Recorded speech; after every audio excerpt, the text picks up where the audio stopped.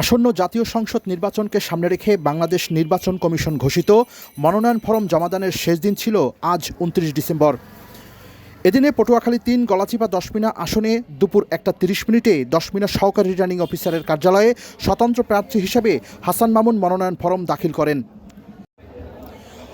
পরে গলাচিপা উপজেলা সহকারী রিটার্নিং অফিসারের কার্যালয়ে তার অনুলিপি জমা দেন। জমাদান শেষে হাসান মামুনকে সাথে নিয়ে গলাচিপা দশমিনার সাধারণ স্বতঃস্ফূর্ত জনগণ বাঁধভাঙা জোয়ারে উচ্ছ্বাস প্রকাশে সামিল হয়।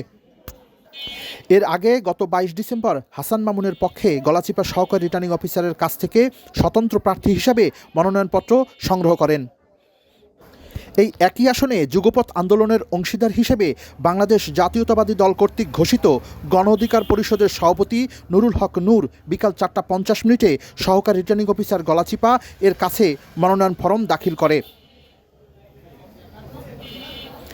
পরে গণ অধিকার পরিষদের নেতৃবৃন্দদের সাথে নিয়ে নিজ অফিসের উদ্দেশ্যে বেরিয়ে যান নুরুল হক নূর। এর আগে ৪টা ৩০ মিনিটের দিকে উপজেলা সহকারী রিটার্নিং অফিসারের কার্যালয়ে মনোনয়ন ফরম দাখিল করে পটুয়াখালী ৩-এ জামায়াত ইসলামী বাংলাদেশের মনোনীত প্রার্থী অধ্যাপক মোহাম্মদ শাহ আলম। রাকিবুল হাসান, এন্টার টিভি, গলাচিপা, পটুয়াখালী।